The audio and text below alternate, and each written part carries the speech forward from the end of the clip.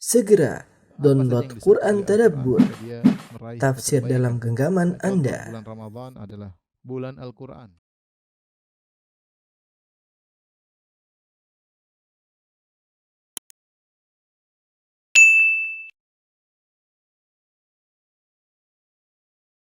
Bismillahirrahmanirrahim. Assalamualaikum warahmatullahi wabarakatuh. Alhamdulillahi ala ihsani wa syukur lahu ala taufiqihi wa amtinani. Asyhadu an la ilaha illallah wahdahu la syarika lahu ta'ziman li sya'ni. Asyhadu anna Muhammadan abduhu wa rasuluhu da'ila ridwani. Allahumma shalli alaihi wa ala alihi wa ashabihi wa ikhwani. Para ibu-ibu yang dirahmati Allah Subhanahu wa taala, Majelis Taklim Al-Ittiba yang dirahmati oleh Allah Subhanahu wa taala, kita lanjutkan bahasan kita tentang tafsir surat Al-Baqarah. Kita sampai pada ayat ke-208. Allah Subhanahu wa taala berfirman, "Ya ayyuhalladzina amanu dukhulu fis-silmi kaffah wa la tattabi'u khutuwatisy syaitan innahu lakum aduwwum mubin." Wahai orang yang beriman, masuklah kalian dalam Islam secara totalitas, secara keseluruhan. Wala tattabi'u khutuwati syaitan, dan janganlah kalian mengikuti langkah-langkah syaitan. Innahu lakum aduwwum mubin, sungguhnya syaitan itu adalah musuh yang nyata. Baik, ayat ini kita tuliskan terlebih dahulu, ya. Ya ayyuhalladzina amanu udkhulu fis-silmi kaffah.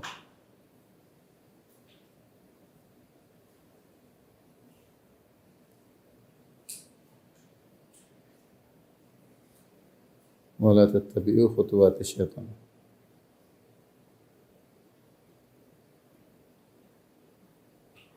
Innahu lakum aduwwum mubin. Baik, Allah buka dengan wahai orang-orang yang beriman, ya. Wahai orang-orang yang beriman.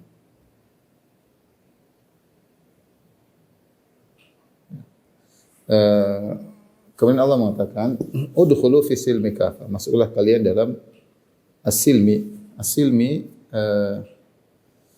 bisa apa namanya? Artinya al-musalamah dan bisa artinya Islam.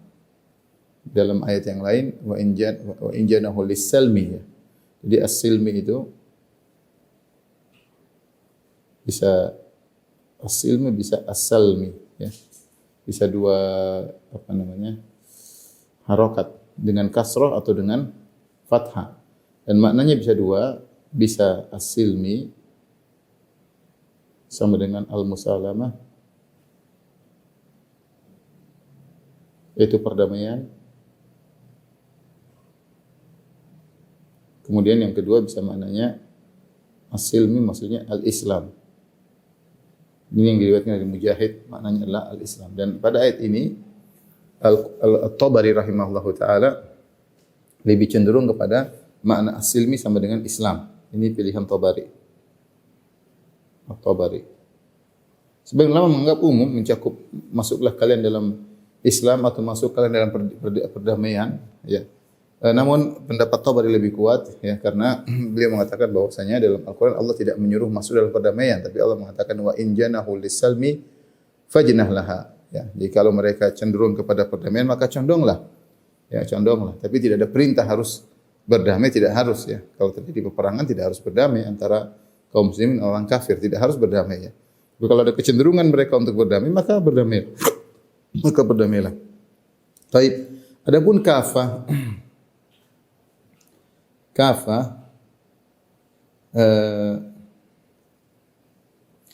diambil dari kaf itu ka, kemudian fa, kemudian fa. Fa yang ini menunjukkan sama dengan al-mana. Mana artinya menahan. Dan dalam Al-Qurtubi rahimahullah dalam tafsirnya menyebutkan beberapa istilah bahasa Arab yang menggunakan ka dan fa, ya. Ka dan fa. Contohnya, misalnya, contoh dalam bahasa, misalnya kiffah, kiffatul mizan. Kiffah itu daun timbangan.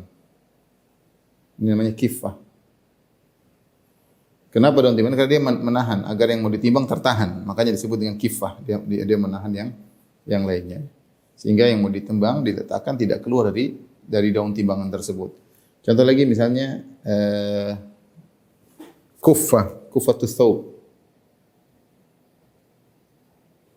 Kuffah thawb apa ini lengan baju ya. Kenapa? Dia yamna as-thawb minal intishar, dia menahan ya sudah.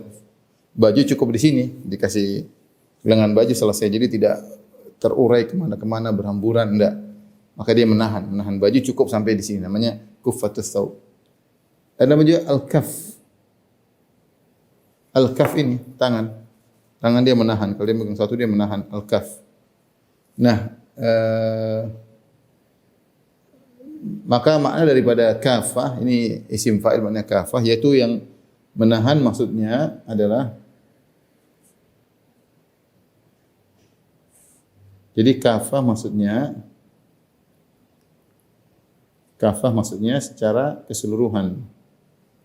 Secara keseluruhan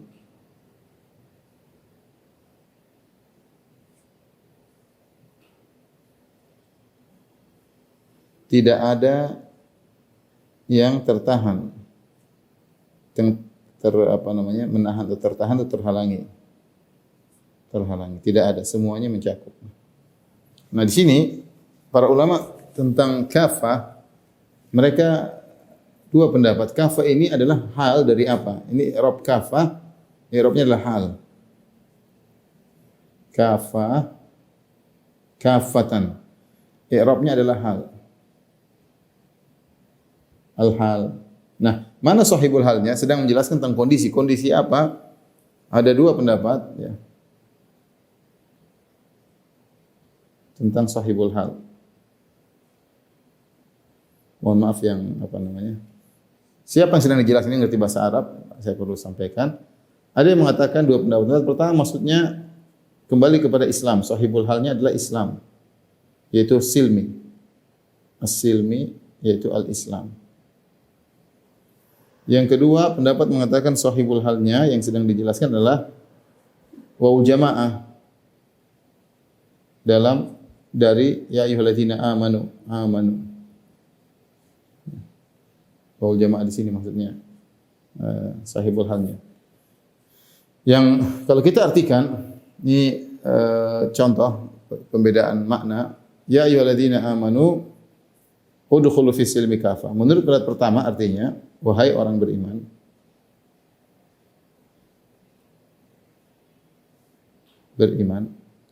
masuklah kalian ke dalam Islam, ke dalam seluruh ajaran Islam. Ya, totalitas. Ya. Jadi yang dimaksud kafah seluruh maksudnya, jadi kafah ini maksudnya seluruh ya.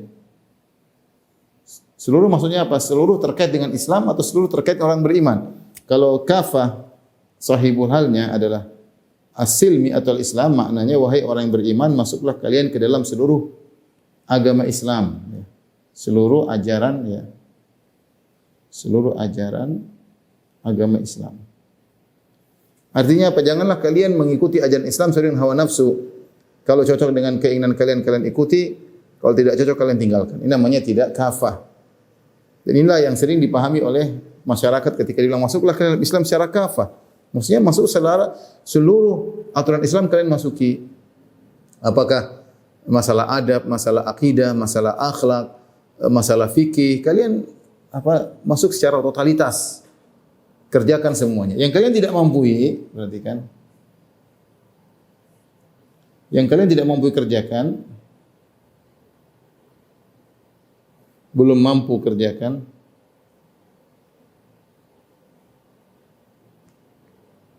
maka niatkan untuk mengerjakan. Karena orang yang berniat akan mendapatkan pahala. Orang yang berniat kalau dia tulus akan mendapatkan pahala. Ya. Maka ini perintah pertama, maksudnya ya ayyuhalladzina amanu udkhulu fis silmi kafah, masuklah ke dalam Islam secara totalis, yaitu seluruh ajaran Islam tanpa terkecuali. Jangan beragama dengan hawa nafsu. Banyak manusia seperti itu, masyarakat. Ini cocok diambil, ini enggak cocok dia tentang. Padahal semuanya dari Islam. Makna yang kedua, ya, sahibul halnya adalah alladzina amanu artinya wahai orang-orang yang beriman.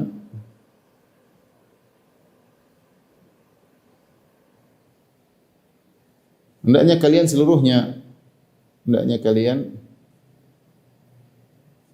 seluruhnya tanpa terkecuali, tidak ada yang seorang pun dari kalian terhalangi, seluruhnya tanpa terkecuali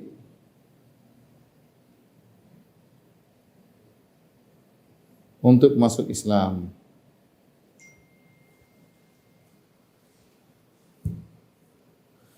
Untuk masuk Islam maksudnya kalian seluruhnya tanpa terkecuali masuk Islam, dan ini menunjukkan takkid, penekanan, ya.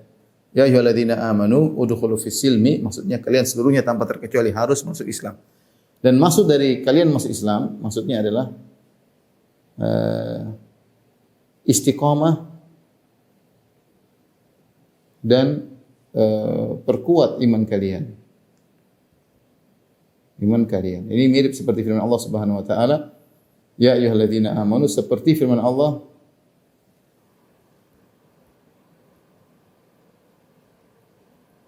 ya ayyuhalladzina amanu aminu. Kata Allah, ya ayyuhalladzina amanu.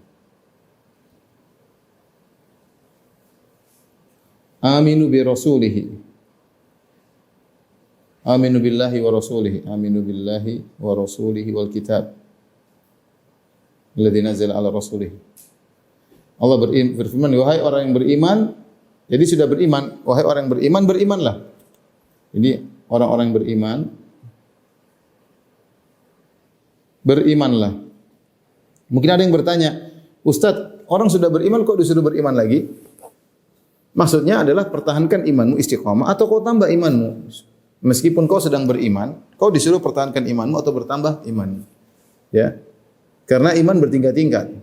Dan kita butuh untuk istiqamah. Dan seperti ini banyak. Jadi seorang sedang melakukan sesuatu, diperintahkan untuk melakukan sesuatu yang sedang dia lakukan. Maksudnya apa? Maksudnya dia disuruh mempertahankan atau menambah. Contoh sederhana, orang sedang makan. Sedang makan. Kita bilang sama orang sedang makan. Maksudnya apa? Makan terus, jangan berhenti. Atau tambah makanmu, itu maksudnya. Jadi seorang yatalabbas bisyai, dia sedang menjalankan sesuatu, kemudian dia disuruh menjalankan sesuatu yang sedang dia kerjakan. Dia mutalabbis bisyai wa yu'maru bihadza syai. Dia sedang melakukan sesuatu dan diperintahkan untuk menjalankan sesuatu yang sedang dikerjakan. Maksudnya apa kalau begitu? Maksudnya adalah pertahankan atau kau tingkatkan. Saya ulangi tadi contohnya seperti orang sedang makan, kita bilang makan. Dia padahal sedang makan. Maksudnya apa? Makan terus, jangan berhenti. Atau kau tambah keimanan, ke makanmu, tambah lagi. Nah, ketika Allah berkata, ya ayyuhalladzina amanu aminu, wahai orang yang beriman, berimanlah.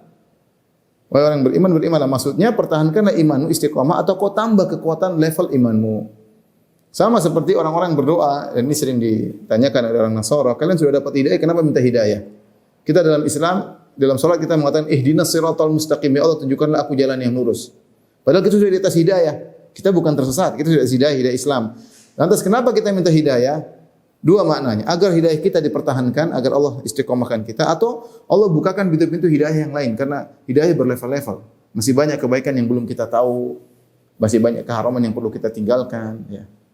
Nah seperti ini juga. Jadi kalau ya ayyuhalladzina amanu dukhulu fis silmi kafah, kalau kafahnya seluruh ini, arti seluruh ini kembali kepada Islam, maka jelas masuklah kalian Islam secara totalitas. Ini tafsiran yang pertama. Maksudlah kalian misalnya secara totalitas, karena tidak boleh kalian milah-milih. Ya, maunya ini saja yang halal kalian suka, yang haram kalian tetap lakukan. Ya, kalian tidak terima. Namanya kalian masuk Islam bukan totalitas, bukan kafah, tapi ikut hawa nafsu. Nah, Ustaz, kita tidak bisa melakukan seluruh Islam. Kalau yang kalian tidak bisa lakukan, kalian niatkan. Saya belum bisa. Tapi saya tidak menolak, saya belum bisa. Ya, saya berusaha suatu saat bisa melaksanakan. Ya. Adapun tafsiran kedua yang tadi kita sebutkan, wahai orang beriman, maksudlah kalian seluruh kalian masuk dalam Islam, tidak ada tanpa terkecuali. Setiap mukmin berusaha untuk istiqamah dan berusaha untuk meningkatkan level imannya. Ini untuk tafsiran yang kedua. Baik.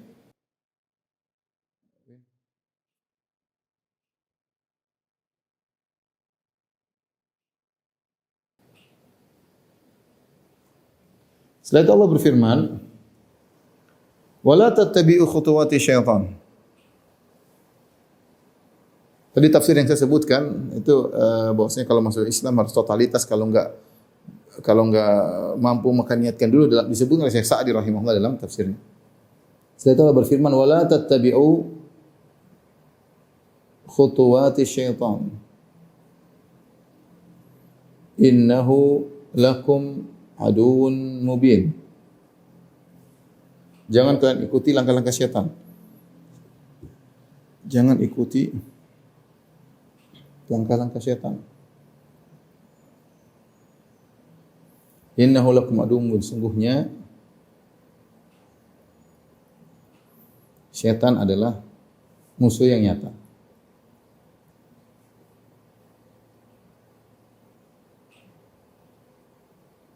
Musuh yang nyata.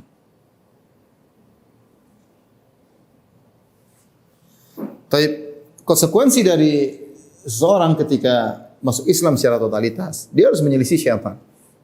Ini konsekuensi dari Islam. Konsekuensi dari totalitas dalam Islam, atau untuk konsekuensi meningkatkan keimanan, harus menyelisih syaitan.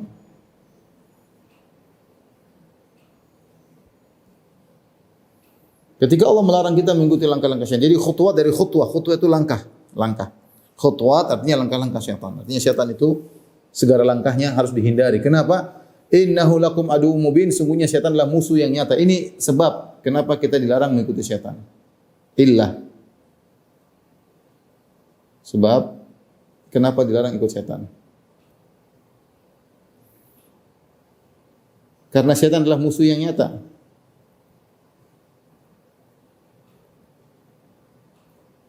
Allah mengatakan aduwwum mubin. Innahu lakum aduwwun mubin. Adu mubin. Musuh yang nyata. Musuh. Mubin nyata. Nah, mubin dalam bahasa Arab bisa dari fi'il lazim, dari bana, mubin. Bisa dari bana, bisa dari abana. Fi'il muta'addi. Kalau ini fi'il lazim. Kalau bana artinya, jadi mubin bisa dari bana. Bana artinya jelas, nyata atau jelas. Kalau abana yaitu menunjukkan, yang menunjukkan permusuhannya.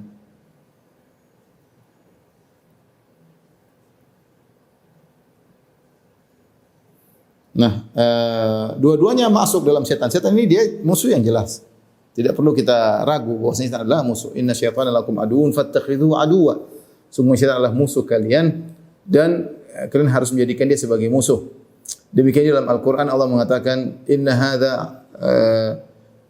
dalam Al-Qur'an kata surah Thaha kata Allah Subhanahu wa taala aduwwul laka wa li zaujika. Syaitan itu adalah iblis adalah musuhmu dan bagi istrimu wahai Adam.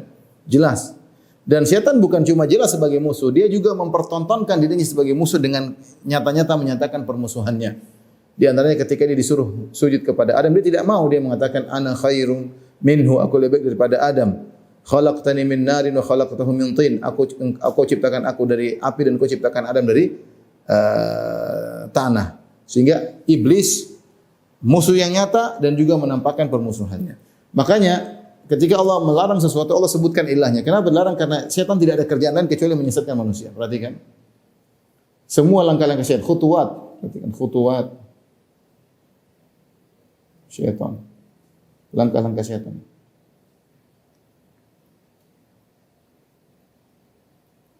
Langkah-langkah ini mencakup seluruh ajaran syaitan, mencakup seluruh kegiatan syaitan, kegiatan iblis. Artinya apa? Tidak ada kegiatan iblis dan setan kecuali untuk menyesatkan manusia. Tidak ada iblis dan anak buahnya dan setan-setan anak buahnya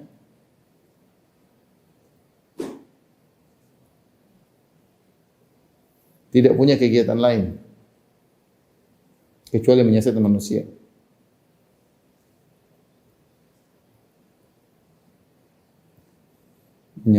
Menyesatkan manusia. Makanya ketika menyesatkan anak Adam, ya, manusia. Makanya ketika Allah mengatakan wala tattabi'u khutuwati syaitan, jangan ikuti langkah-langkah syaitan, tidak terkecuali semua langkahnya mengantarkan kepada neraka jahanam. Jadi syaitan ini iblis, makhluk yang tujuan cuma itu, tidak ada kegiatan lain. Kalau manusia kan punya kegiatan banyak. Kegiatan ini, kegiatan aktivitas, makan dan minum, kegiatan bertetangga, bersahabat, pemerintahan, kenegaraan. Banyak kegiatan manusia. Kalau setan dia nggak punya kegiatan kecuali menggoda manusia. Dia nggak ada kegiatan lain kecuali menggoda manusia. Karenanya dia fokus dan profesional dalam menggoda. Maka hati-hati. Ya. Bahkan kalau kita lihat dalam hadis Rasulullah SAW melarang mengikuti tradisi syaitan. Semua tradisi syaitan, kegiatan syaitan dilarang. Seperti Rasulullah mengatakan inna syaitana ya'kulu bishimal wa yashrabu bishimal wa ya'khudhu bishimal wa yu'ti bishimal. Syaitan itu makan dengan tangan kiri, minum dengan tangan kiri, memberi dengan tangan kiri, mengambil menerima juga dengan tangan kiri. Maka disuruh meninggalkan segala kegiatan syaitan. Kemudian juga dalam hadis inna syaitana yamshi bina'alin wahidah. Syaitan itu kalau jalan dengan satu sendal saja. Loh kenapa begitu? Memang kiri hobinya begitu. Ya, hobinya begitu. Semua kegiatan syaitan jangan diikuti. Rasulullah mengatakan dalam hadis yang diperselisihkan, sebagian menghasankan hadis ini, kata Nabi SAW, qilu fa inna syaitana la yaqil. Tidurlah sianglah kalian karena syaitan tidak tidur siang. Ya, terus sibuk menggoda manusia. Ya.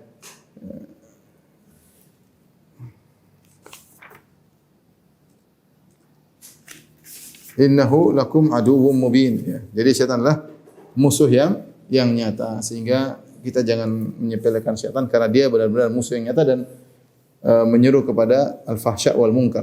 Tidak ada perbuatan keji dan kemungkaran. Tidak ada kegiatan dia kecuali menggoda manusia. Rasulullah melarang kita mengikuti syaitan bahkan dalam perkara-perkara tradisi, kegiatan makan, minum tidak boleh tangan kiri. Apalagi langkah-langkah yang mengantarkan kepada kesyirikan. Taib, kita lanjutkan.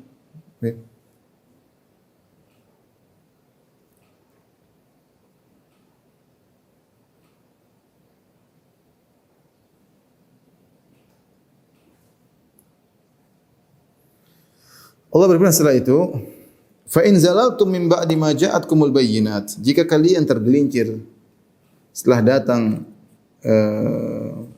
penjelasan kepada kalian, fa'lamu annallaha azizun hakim.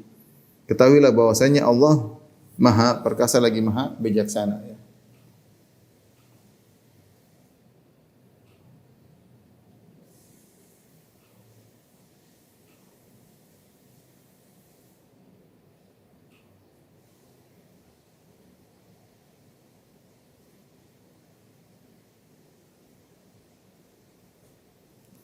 Jika kalian tergelincir oleh godaan setan. Zalla itu artinya tergelincir, jadi kaki berjalan terpleset. Jika kalian tergelincir atau terpleset, asalnya dalam untuk digunakan untuk kaki yang berjalan kemudian terpleset, tapi kemudian umum digunakan terpleset dalam berbagai macam masalah. Terpleset benar-benar terpleset dalam masalah fikih, dalam kehidupan rumah tangga, terpleset dalam akidah, terpleset dalam syahwat, ya terpleset. Min ba'di ma ja'atkumul bayyinat, setelah datang penjelasan balik kepada kalian,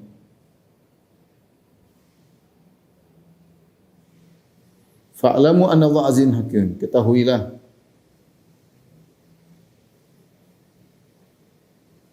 bahwasanya Allah itu Azizun Hakim. Aziz, Maha perkasa, Maha kuat, Hakim, Maha bijak. Maha bijak. Baik. Ayat ini menjelaskan, ibu-ibu yang dirahmati Allah Subhanahu wa taala, menjelaskan ta'lim al-ittiba. Jika kalian tergelincir fa in zalaltum, artinya manusia tidak ada yang mampu istiqamah terus.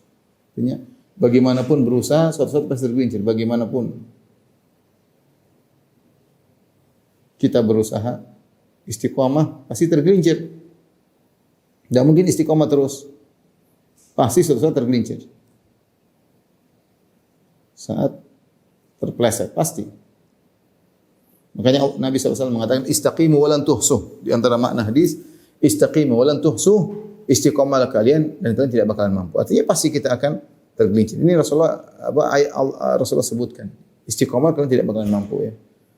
fastaqimu ilaihi thumma tubu fastaqimu ilaihi wastaghfiruh, ya, kata Allah Subhanahu wa taala, istiqamahlah, ya, dan istighfarlah kepada Allah Subhanahu wa taala, ya.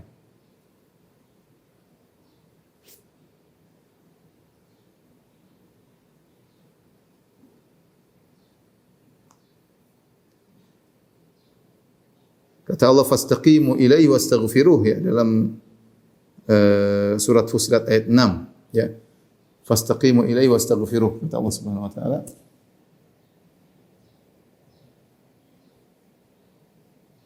Wastaghfiruh. Allah menyuruh kita untuk istiqamah dan Allah setelah itu suruh istighfar. Habis istiqamah. Kenapa? Karena tidak ada di antara kita yang selalu istiqamah.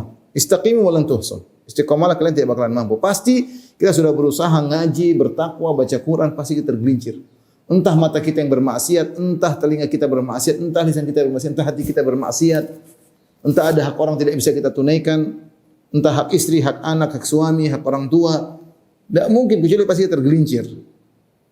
Ya. Maka kalau sudah tergelincir segera kembali, jangan terus-terusan. Jika tergelincir maka kembali. Jika tergelincir maka kembali.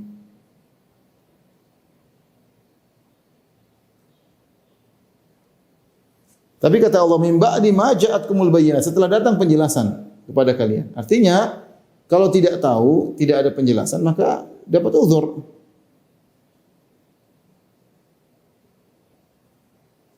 Belum dijelaskan, maka beruzur.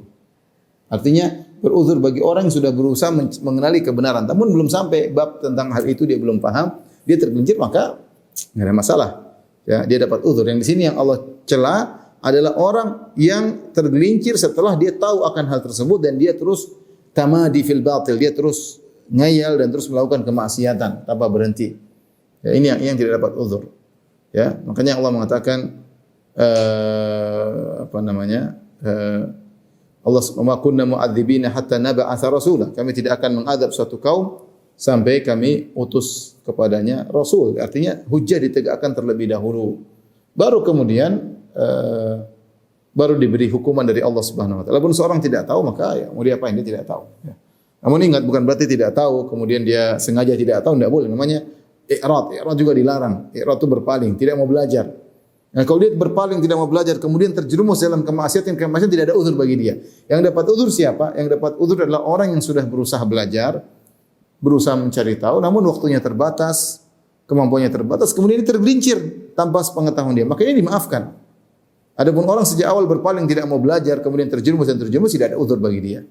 Jadi di antara keadilan Allah, Allah tidak akan mengancam, mengadab kecuali kalau sudah ditegakkan hujjah. Makanya Allah mengatakan, fa in zalaltum min ba'di ma ja'atkumul bayyinat. Kalau kalian tergelincir setelah datang penjelasan, fa'lamu anallahu azizun hakim. Ketahuilah Allah itu aziz dan hakim, maha perkasa, maha hakim.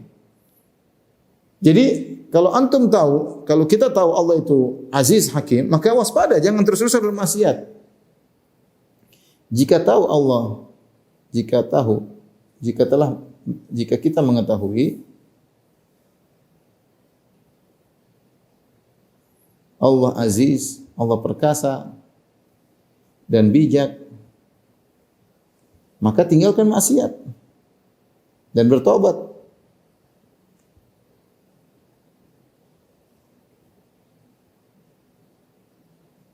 Jangan berlanjut.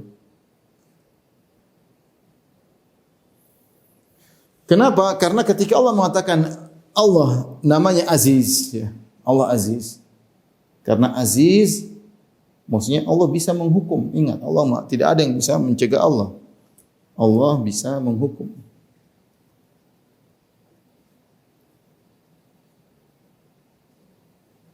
Bisa menghukum, mengazab. Allah bisa karena Allah aziz. Allah mengatakan izzatullah, ya. Ada izzatul qahar, ada izzatu nafs, ya. Sebut al-aziz ada makna izzatu qadar, izzatu qahar dan izzatu imtina. Ya, izzat al-aziz itu oleh Syekh Utsaimin rahimahullah menyebut tiga makna. Izzah yaitu keperkasaan, izzatu qadar yaitu Allah maha perkasa, secara zatnya Allah maha kuat. Izzatu qahar maksudnya Allah itu maha perkasa dan dia bisa mendominasi karena tidak ada yang bisa mengalahkan Allah Subhanahu wa taala. Wa izzatu imtina, ya. Artinya tidak ada yang bisa memberikan keburukan kepada Allah. Allah terlindungi karena dia perkasa. Jadi di antara makna izzah adalah izzatu qahar. Izzatu qahar yaitu Allah Subhanahu wa taala mendominasi. Kalau kamu melakukan maksiat, Allah bisa menghadap kamu, tidak ada yang bisa mencegah Allah Subhanahu wa taala. Allah bisa menghukummu dan tidak ada yang bisa mencegah Allah Subhanahu wa taala. Kemudian Allah hakim. Hakim yaitu artinya membalas, ya, membalas sesuai dengan amalan. Orang yang dan bijak, Allah Maha bijak, itu bijak. Membalas sesuai dengan amalan. Kalau orang melakukan kebajikan, Allah masukkan surga. Kalau orang bermaksiat, maka Allah hukum. Nah, kamu kalau sudah tahu dijelaskan ini hukumnya maksiat, maka jangan berlanjut. Ini maksud ayat ini. Hati-hati dengan syaitan. Kalau kamu tergelincir, ya setelah datang penjelasan, fa'lamu, ketahuilah Tuhanmu itu adalah Azizun Hakim. Allah itu Aziz Hakim. Maka jangan macam-macam. Kalau kamu sudah tahu Allah Azizun Hakim, Allah Aziz, Allah bisa menghukum, ya maka jangan terus bermaksiat. Allah bisa mencabut kenikmatannya darimu, jangan terus bermaksiat, segera istighfar. Hakim, dan kalau Allah menghukummu itu karena keadilan Allah. Memang Allah bijak, kamu pantas untuk dihukum. Sudah dijelaskan, sudah ditahu keharamannya, kalian engkau tetap ngeyel, maka kalau Allah menghukummu, maka itu kebijakan Allah Subhanahu wa taala. Tidak ada salah pada Allah Subhanahu wa taala. Maka ini menjelaskan untuk waspada. Ya, waspada untuk jangan terus-terusan dalam kemaksiatan. Dan ini menunjukkan kalau kita mengetahui saja tidak, Syekh Utsaimin menyampaikan faedah ini, bahwasanya namanya Islam itu bukan hanya mengilmui tapi harus konsekuensinya melaksanakannya. Maksudnya apa? Bisa jadi kita tahu Allah memang maha perkasa, Allah memang maha bijak, tapi kita tidak menjalankan konsekuensinya. Konsekuensinya kalau kamu tahu Allah maha perkasa, ya kamu harusnya takut. Kamu harusnya berhenti, kamu harus segera istighfar kalau terjerumus. Ya. Bukan hanya sekedar mengetahui tapi tidak menjalankan konsekuensi. Ya, dan itu adalah kesalahan sebagaimana kita dapat di sebagian orang-orang non muslim, seorang kafir, mereka tahu bahwasanya ini yang benar tapi tidak ada konsekuensi untuk tunduk dan melaksanakan ilmu yang telah mereka dapatkan tersebut. Seperti Abu Talib. Abu Talib sudah tahu Nabi Muhammad benar tapi sallallahu alaihi wasallam, tapi dia tidak mau mengikuti. Dalam syairnya dia berkata, laqad alimtu bi anna dina Muhammadin min khairi adyanil bariyati dina walaula al malamatu wa hidharu masabbatin lawajadtani samhan bidzaka mubina. Sungguh aku telah tahu bahwasanya agama terbaik adalah agamanya Muhammad, seluruh agama manusia terbaik adalah Muhammad, tetapi aku tidak mengikutinya. Kenapa? Karena aku takut cercaan, cacian. Ini contoh ilmu namun tidak ada konsekuensinya. Jadi kalau kita tahu Allah Maha Perkasa, Maha Bijak, maka waspada. Tapi setelah itu, selanjutnya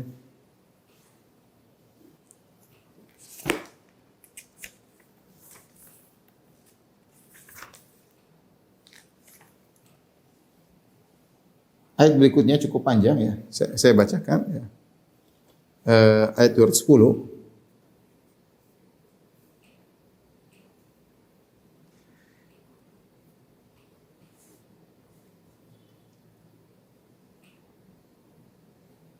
Kata Allah Subhanahu wa taala, "Hal yanzuruna illa ay ya'tiyahumullahu fi dhulalin minal ghamami." Ya. Hal yanzuruna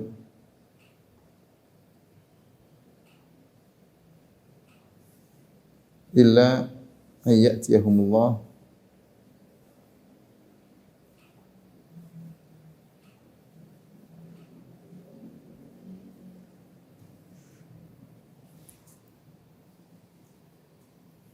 fi dhulalin minal ghamami wal malaikatu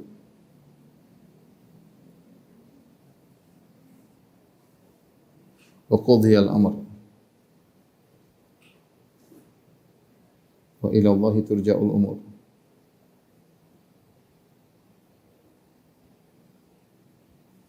Baik, kata Allah Subhanahu wa taala, ya, hal di sini maksudnya ma.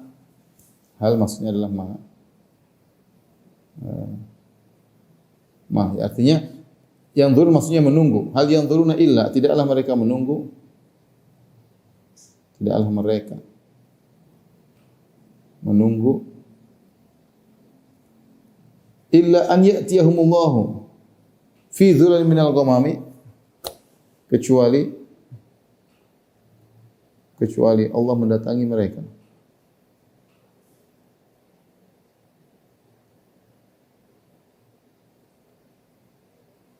Seiring dengan bersamaan dengan zulal minal ghamami, dengan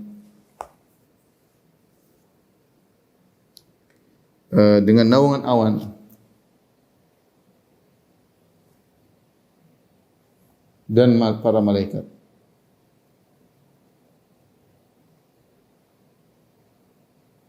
Wa qudiyal amr, dan diputuskannya perkara.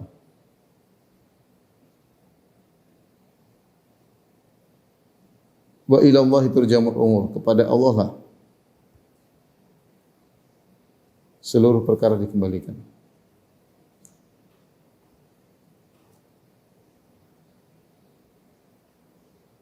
Tapi kita jelaskan makna ayat ini. Hal yanzuruna illa an ya'tiyahumullahu fi dhulal minal ghamami wal malaikatu wa qudiyal amru ila Allahi turja'ul umur. Jadi Allah mengatakan tidak akan mereka menunggu. Ini ancaman, kata Syekh Sa'di rahimahullah. Ini ayat ancaman. Adalah ancaman bagi orang-orang yang tetap bermaksiat, yang ngeyel.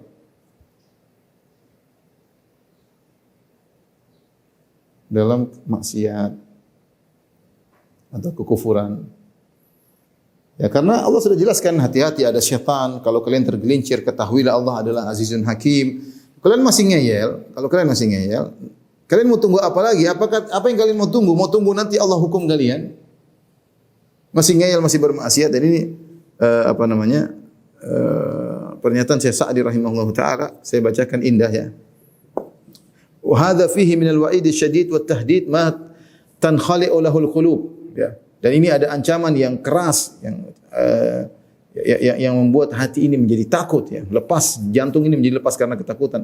Yaqulu ta'ala, ancaman keras itu maksudnya apa?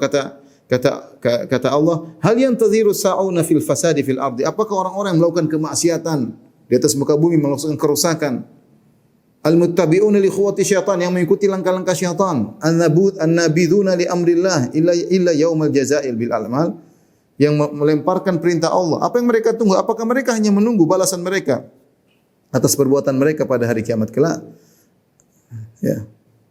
Alladzi qad husyiya minal ahwali wasyada'id wal fadha'i, menunggu hari tersebut, hari yang sangat mengerikan, yang berisi dengan kengerian, kedahsyatan.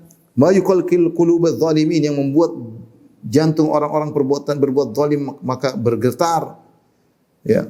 Wa yahiqul bihil jazaa'u sayyi' 'alal mufsidin, dan di situ hari di mana balasan yang buruk pantas diserahkan kepada orang-orang yang melakukan kerusakan. Wa dzalika anna Allah Ta'ala yatwi samawati wal ard, hari tersebut, perhatikan hari yang dahsyat. Kalian nunggu apa? Bermaksiat terus. Nunggu hari tersebut. Hari di mana Allah melipat langit, Allah menggenggam bumi. Wa tanatharul kawakib, dan bintang-bintang berjatuhan. Wa tukawwaru syamsu wal qamar, langit dan matahari diredupkan. Wa tanazzalul malaikatul kiram, malaikat pada turun. Ya. Fatuhitu bil khalaik, maka malaikat meliputi seluruh makhluk. Wa yanzilul bari tabaraka wa ta'ala, kemudian turunlah Allah Subhanahu wa taala mendatangi mereka fi dhulalim minal ghamami, bersamaan dengan adanya awan-awan yang turun ketika itu, liyafsila baina ibadihi bil qada wal adl, bil qada'il adl, agar Allah memutuskan hukuman bagi hamba-hambanya dengan persidangan yang adil. Fatudul mawazin, maka timbangan-timbangan diletakkan. Wa tunsyaru dawawin, catatan-catatan amal kemudian dibuka. Wa tabayyadu wujuhu ahli sa'adah. Wa tabayyadu wujuhu ahli sa'adah, orang-orang yang berbahagia wajah mereka menjadi putih. Wa taswaddu wujuh ahli asyaqawa, orang-orang pelaku maksiat wajahnya menjadi hitam. Wa yatamayyazu ahlul khair min ahli syarr, orang yang baik terbedakan dari orang yang buruk. Wa kullun yujaza bi amalihi, masing-masing akan dibalas dengan amalnya. Fahunalika ya'addu adh-dhalimu ala yadayhi, ketika itu maka orang yang zalim akan menggigit tangannya. Idza alima haqiqata ma huwa ali, ketika dia mengetahui hakikat apa yang dilakukan selama ini. Ya. Ini maksudnya kata Syekh Sa'di, ini ayat sebenarnya mengerikan. Ancaman bagi orang pelaku maksiat. Kalian mau begitu sampai kapan? Mau nunggu nanti hari kiamat, hari di mana bintang-bintang dijatuhkan, hari di mana langit dilipat, bumi di dalam genggaman Allah Subhanahu wa taala. Ya, hari di mana bintang-bintang berjatuhan, hari di mana lautan menjadi lautan api, hari di mana Allah Subhanahu wa taala turun untuk bertemu dengan mereka bersamaan dengan iringan naungan awan yang di mana Allah Subhanahu wa taala menghukum mereka. Ya. Disitulah kemudian timbangan-timbangan akan diletakkan, catatan amal akan dilemparkan, terlihat terbuka. Ya. Kalian tunggu hari tersebut. Mau tunggu hari tersebut. Ini ayat menunjukkan dahsyatnya hari tersebut. Dan agar orang bermaksiat berhenti. Sampai kapan bermaksiat? Sampai kapan mendzalimi orang? Sampai kapan korupsi? Sampai kapan kufur? Sampai kapan berzina? Sampai kapan riba? Sampai kapan? Mau tunggu hari ini? Itu maksudnya. Ini ayat mengerikan sebenarnya. Nunggu sampai malaikat datang meliputi kalian. Wa qudiyal amru ila Allah turja'ul amr, dan keputusan akan ditegakkan dan kepada Allah kalian akan dikembalikan. Nah, qudiyal amr di sini, qudiyal amr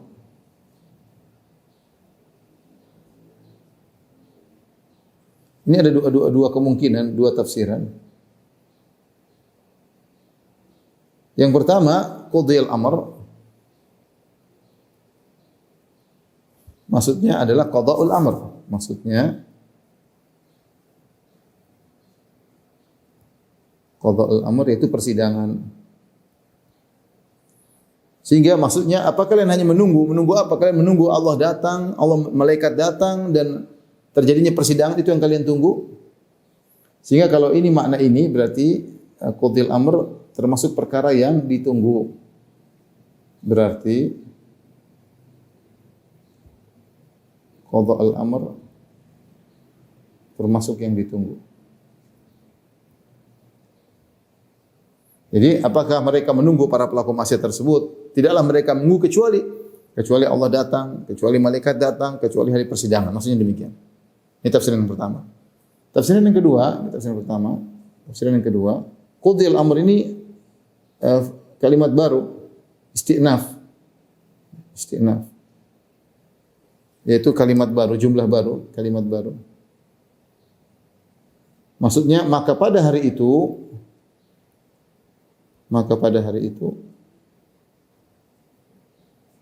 seluruh perkara terselesaikan.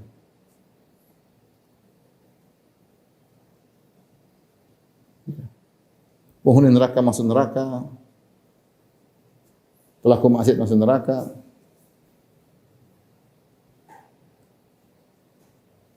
ke neraka, pelaku kebaikan ke surga. Ini maksudnya. Dan ini juga oke, artinya selesai. Mau apa lagi? Tidak ada jalan lari, selesai. Artinya apa? Tidak ada tempat lari. Selesai. Wa ila Allahi turja'ul umur, semuanya dikembalikan kepada Allah. Wa ila Allahi turja'ul umur. Ini dua makna qudiyal amr, dua makna. Ada yang mengatakan bahwasanya tidaklah mereka menunggu para pelaku maksiat kecuali datangnya Allah, malaikat dan juga hari persidangan. Ada yang mengatakan mereka tidak menunggu kecuali datangnya Allah dan para malaikat yang akan meliputi mereka. Wa qudiyal amr, dan pada hari tersebut perkara sudah terselesaikan, tidak ada bisa lari. Yang penghuni pelaku maksiat masuk neraka, penghuni pelaku kebaikan masuk surga. Wa ila Allahi turja'ul umur, segalanya urusan Allah. Tidak ada namanya mau lari kanan lari kiri, semua terselesaikan. Kemudian saya bacakan perkataan ini dari Syekh Sa'di, melanjutkan ayat ini. Saya baca cukup panjang tapi mohon ibu bersabar tentang akidah. Beliau berkata, "Wa hadhil ayah wa ma asbaha dalilun li madhhabi ahli sunnah wal jamaah." Ayat ini dan yang semisalnya merupakan dalil tentang akidah ahli sunnah wal jamaah yang menetapkan sifat-sifat Allah ikhtiyariyah. Sifat-sifat Allah maksudnya terkait dengan jika Allah berkehendak Allah lakukan, jika tidak Allah tidak lakukan. Ya, beda dengan ahlul bidah. Ahlul bidah mengatakan Allah statis, tidak melakukan apa-apa. Allah sejak dahulu sampai sekarang tidak berubah, tidak pernah berbuat, begitu-begitu saja, statis. Dan saya sudah sampaikan dalam kajian bagaimana ini adalah terpengaruh dengan akidahnya Aristoteles dan Plato yang mengatakan Allah statis. Allah sudah sempurna, statis, tidak boleh berbuat ini, tidak boleh berkehendak ini, selesai, enggak ada. Ini syubhat dari falasifah Yunaniyah, filsafat Yunani yang akhirnya masuk ke dalam kelompok-kelompok Mu'attilah yang menolak sifat. Sehingga mereka menolak sifat ikhtiyariyah. Kata mereka tidak ada, Allah mau begini enggak ada. Maka mereka menolak Allah istiwa, Allah datang, Allah berbicara mereka tolak. Semua sifat-sifat ikhtiyariyah mereka tolak. Karena mereka mengatakan kalau Allah berbicara berarti ada perubahan, dan ini semua adalah syubhat mereka. Kal istiwa wan nuzul wal maji. Ahlussunnah menetapkan sifat istiwa, nuzul turunnya Allah dan datangnya Allah. Wa nahwi dzalika min as-sifat allati akhbara biha ta'ala. Dan sifat-sifat yang seperti ini yang Allah kabarkan tentang dirinya dan dikabarkan oleh Rasulullah sallallahu alaihi wasallam bahwasanya Allah melakukannya. Fa yuthbitunaha ala wajhin yaliqu bi jallalihi wa 'azamatihi. Maka Ahlussunnah menetapkan sifat-sifat ini sesuai dengan keagungan Allah, tidak seperti manusia tentunya. Ya, kita bilang istiwa Allah tidak sama seperti istiwa manusia, turunnya Allah tidak seperti turunnya manusia, datangnya Allah tidak seperti datangnya manusia. Ya, sebagaimana tangannya Allah tidak tangan manusia, zatnya Allah tidak seperti zatnya manusia, wajah Allah tidak seperti wajah manusia. Min ghairi tasbih wala tahrif. Berbeda dengan kaum Mu'attilah dengan berbagai macam model mereka. Minal Jahmiyah dari kalangan Jahmiyah, wal Mu'tazilah dari kalangan Mu'tazilah, wal Asy'ariyah, wal Asy'ariyah dari kalangan Asy'ariyah dan yang semisal mereka. Mimman yanfi hadhihi sifat yang mereka menolak sifat-sifat ini. Wa yata'awwalu li ajlihi al-ayati bi ta'wilatin ma anzalallahu alaihi min sultan. Mereka mentakwil ayat-ayat ini dengan takwil yang tidak ada dalam Al-Qur'an. Bal haqiqatuha al-qadu fi bayanillahi wa bain rasulih. Bahkan takwil-takwil yang mereka lakukan ini hakikatnya adalah mencela penjelasan Allah dan penjelasan Rasul. Karena Allah menjelaskan begini mereka tidak percaya. Kata mereka enggak. Nabi bilang begini, mereka bilang enggak. Padahal mereka tahu bahwasanya zahirnya seperti itu, tapi mereka bilang zahir ini enggak benar. Kalau begitu ketika Allah berbicara tentang zahirnya begini, Nabi kata mereka zahirnya enggak begitu, zahirnya enggak begini, berarti Allah tidak mampu menjelaskan dong. Berarti Nabi tidak mampu menjelaskan. Coba kita kembali misalnya ayat-ayat tentang sifat. Allah mengatakan Allah di atas, kata mereka enggak di atas. Puluhan ayat, ratusan dalil menunjukkan Allah di atas, kata mereka enggak di atas. Subhanallah. Terus gimana? Allah salah jelaskan dong. Nabi berdoa ke atas, Nabi tunjuk ke atas, salah semua. Berarti Nabi enggak pandai menjelaskan. Repot. Ya. Allah bilang Allah di atas langit, kata mereka enggak, Allah tidak di luar, tidak di dalam. Tidak di luar alam, tidak dalam alam. Gimana? Allah salah menjelaskan. Allah salah menjelaskan. Nabi mengatakan Nabi ke atas ketemu dengan Allah, kata enggak, itu bukan ketemu Allah. Allah tidak di situ. Repot kan?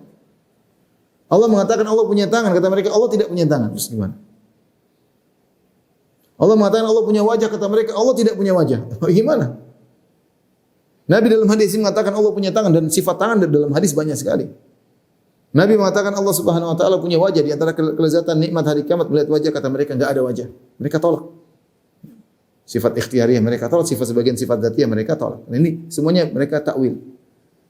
Nabi mengatakan Allah turun ke langit dunia, kemudian Allah Subhanahu wa taala menawarkan siapa yang mohon ampun akan diampuni, siapa yang minta akan dikabulkan. Kata mereka enggak ada yang turun bukan Allah, yang turun malaikat. Loh, kalau malaikat apa berani malaikat bilang siapa yang minta ampun akan aku ampuni? Apa malaikat berani ngomong gitu? Itu Allah yang turun. Ya bagaimananya jangan disamakan dengan manusia. Ada mereka yang mengatakan maksudnya yang turun rahmat lah. Rahmat Allah turun tiap saat, bukan sepertiga malam yang terakhir saja.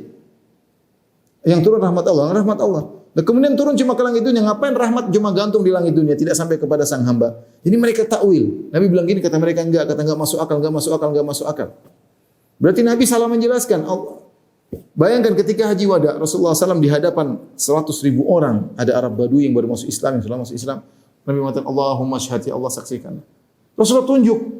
Ternyata Rasulullah bohong, ternyata Allah tidak di atas. Kata Nabi, ya Allah saksikan. Ternyata Nabi tidak tunjuk Allah, bohong dong Nabi. Membohongi 100.000 orang di depan dia. Jadi sebenarnya kata Syekh Sa'di, takwil mereka itu berarti al-qadah fi bayanillah wa bin rasulih. Mereka mencela Allah dalam menjelaskan. Allah tidak gampangannya tidak becus dalam menjelaskan. Nabi SAW juga tidak becus dalam menjelaskan. Kenapa? Karena penjelasannya zahirnya ternyata salah. Ini kan berarti bukan Al-Quran, bukan sebagaimana dijelaskan, bukan kitab petunjuk tapi kitab penyesatan. Kalau harus mengikuti takwil-takwil mereka, kenapa semua yang zahir dalam Al-Quran kata mereka tidak benar, bukan begitu maksudnya. Kata Syekh Sa'di, fa haula'i laisa ma'ahum dalil naqli. Mereka tidak punya dalil naqli. Dalil, coba sebutkan dalil saja dalam Al-Quran dan Sunnah.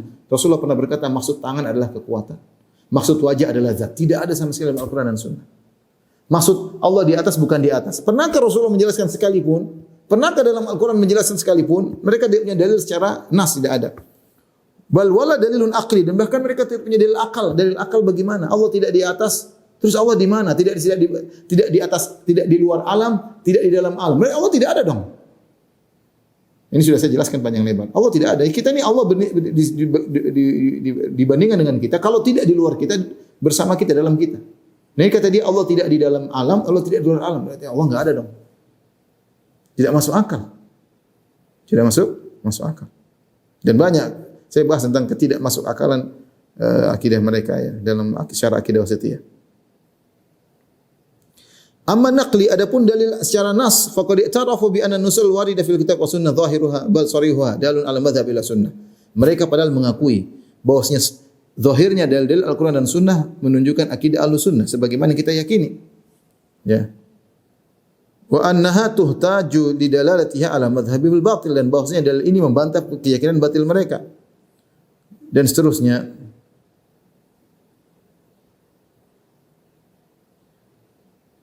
Wa ammal aqlu falaysa fil aqli ma yadullu ala nafyi hadhihi sifat. Adapun akal tidak ada dalil secara akal yang menunjukkan harus menolak sifat-sifat ikhtiyariyah. Tidak ada. Allah berbuat ini, Allah kata mereka enggak boleh. Allah statis. Kalau Allah bilang Allah sayang sama si fulan enggak boleh. Allah mencintai, Allah tidak mencintai. Allah marah, Allah tidak marah. Karena itu baru. Berarti sebelumnya Allah marah, Allah kemudian marah. Ini berarti bukan Tuhan. Tuhan harus statis, tidak berubah. Justru dalil akal menunjukkan namanya suatu zat yang sempurna yaitu yang bisa bertindak. Kata Allah, fa'alu lima yurid. Allah melakukan apa yang Allah kehendaki. Ini kata mereka Allah tidak bisa lakukan apa karena Allah statis. Justru sempurnanya Allah pada statisnya Allah kata mereka. Enggak logis. Kalau ada orang kita bicara makhluk, kalau statis satu yang bergerak, yang hidup mana? Perbuatan itu menunjukkan kehidupan. Adapun statis enggak ada kegiatan, diem tok begitu saja itu namanya bukan hidup. Kata mereka Allah harusnya begitu statis, enggak boleh ada perubahan. Ini kacau. Ya. Justru akal menunjukkan justru sempurnanya Tuhan ketika dia bisa melakukan apa yang dia kehendaki. Dia marah, kemudian Allah meridhoi. Kalau ada yang bermaksiat, Allah marah. Ada yang melakukan amal soleh, Allah ridho. Kata mereka ini semua enggak masuk akal. Lalu justru itu yang tidak masuk akal.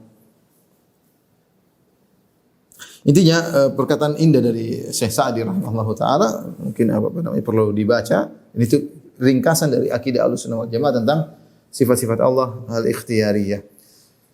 Baik, mungkin sampai di sini ya. Demikian apa yang saya sampaikan. Kalau saya mohon maaf, wabillahi taufiq wal hidayah. Assalamualaikum warahmatullahi wabarakatuh.